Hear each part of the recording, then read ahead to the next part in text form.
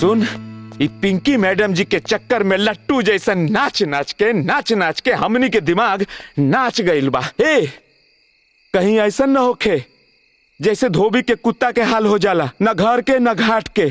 सही कहा तारा, आज एकदम फाइनल डिसीजन लेइए लेवे के बा। हाँ, कि केकरा गर्दन में वरमाला पड़ी आ केकरा गर्दन पे ताला। हानु, ताला हमरे लाइफ पे लागी ना तो चल के देखल जाओ ना केकरा लाइफ पर लगता। तो चल आज फाइनल कर ले। चलो ना देखल जाओ।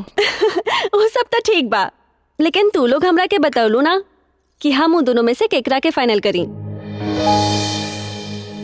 I mean, तू दोनों तो शादीशुदा हो, तू लोग के तब ज्यादा पता होई ना कि शादी खातिर मर्द कैसन चाहिए। पिंकी,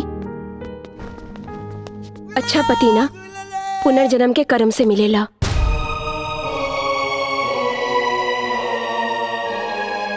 और वो मामला में हम बहुत भाग्यशाली बनी।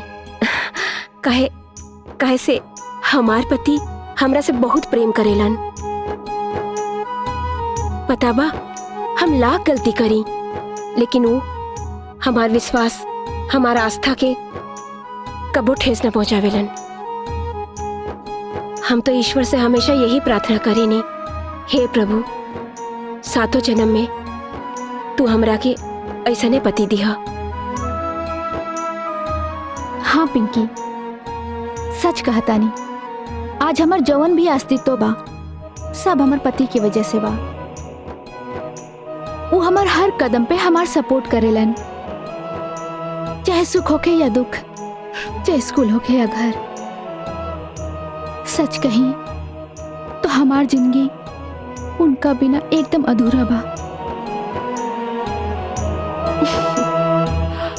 तू लोग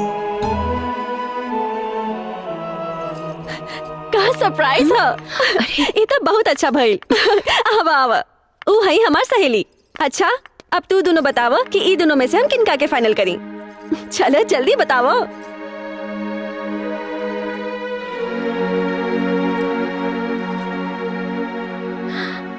पिंकी, हमरा ख्याल से कैलाजी तोहार बहुत ध्यान रखी है और ये तोहरा खातिर परफेक्ट पति बाड़े। ना पिंकी, हमरा तो लागता तोहरा खातिर विजय जी परफेक्ट बाड़े। काहे कि पिंकी, विजय जी तोहरा बहुत सपोर्ट करी है, हाँ ना विजय जी? फिर उहे बात, अब हम का करी?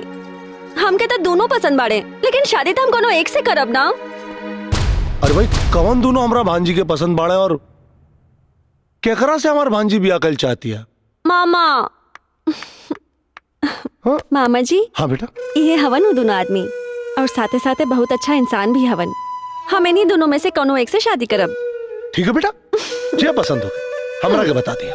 बहुत धूमधाम से, पूरा तैयारी के साथ अपना भांजी के हम विदा करा। थैंक यू मामा जी।